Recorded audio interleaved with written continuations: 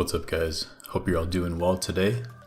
It's going to be my last video before I'm gone for the month, but I stayed a couple extra days.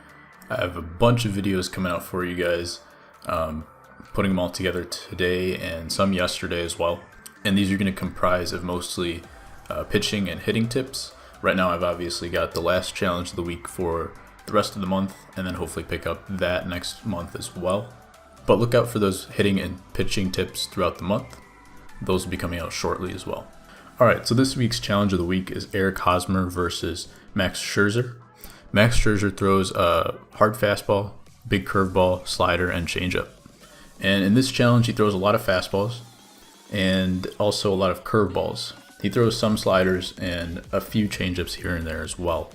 But that fastball and curveball combination is what you have to really look out for. And the one thing about Scherzer is that he's not throwing a ton of stuff over the heart of the plate. So he throws a lot of fastballs up and away, up and in, and most of his fastballs are away. So you have to look for that fastball, take it up the middle or opposite way. And the curveball is very snappy. So he'll throw it, it looks like it's coming down the middle, and then it'll just drop off. And for some pitchers, you can foul off that pitch if you're on it. But Scherzer's curveball has so much snap that it falls off the table and bounces in the dirt. So you're sometimes actually not able to foul it off on pitches that you feel like in the past you probably have been able to foul off. But for me, that's one pitch that was just devastating me when I tried this challenge. So just keep that in mind. If you see the curveball, make sure that you're only swinging if it starts above the zone and comes over the plate. Because if it starts over the plate, it's most likely going to go in the dirt and you're not going to be able to foul it off. Hosmer has some good vision and contact, so he is able to stay alive for the most part, but Scherzer has, I think, the nastiest stuff that we've seen so far. Ohtani had a lot of break and a lot of power on his pitches, but Scherzer's, I feel like it just moves with a lot more late break, and his curveball is really nasty. Another difference for this challenge is I think that once you get to 2 strikes on All-Star rather than Hall of Fame, once you get to All-Star, I think you should start using contact swing.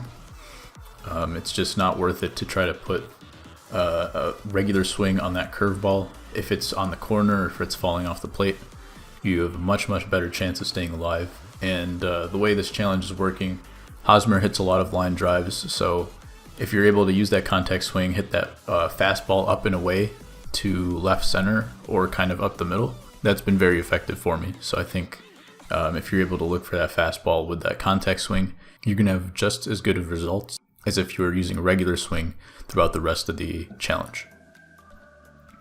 So I'm in second place right now, I think 3.4 or something like that, 3.4 million. And hopefully that holds up for a top 5 score for the week.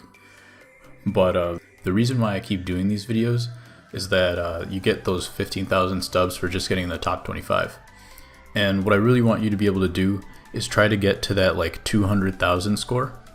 Because I believe if you can get to 200,000, then you're just a couple steps away from getting to like 600,000 and then into the millions. Usually if you're able to get to 600,000, that can be good enough some weeks for top 25. And if you're in the millions, usually that's always good enough for top 25. But I think there's just like there's like some tiers involved, right? So the first few pages, it falls off drastically. You get the 1 millions plus. There's always like a couple people who have like a crazy like 20 million, or sometimes if it's a really tough one, like just a 7 million score in like first place.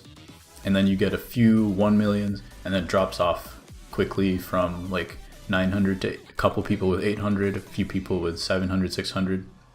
And then it gets like 400 and 300.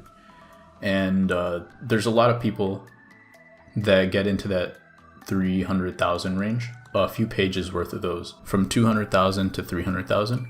And I think if you can get to that 200,000 range, these people are just one step away from getting to that 500 to 600 range. And so that's what I'm kind of thinking of right now. There's a lot of people in the range that's like just under 100,000. So that next step is getting to that 200,000 and then to the 600 and then to the millions. So if you're in that 100,000 range, it's something that I believe that if you're able to get into a certain level, you're only so far away from getting to the next level. And if you see yourself going from one level to the next at any point, I think that's a sign that something's working for you and you are able to get to the next level. And since these challenges give you some free stubs, it's always worth trying to get to another level, and it always helps you out with your hitting in real games. So hopefully by the end of the year, by that time 18 is finishing up, you guys have moved up 1 or 2 tiers, and I think that'll be pretty cool. Then you'll be able to get some stubs eventually.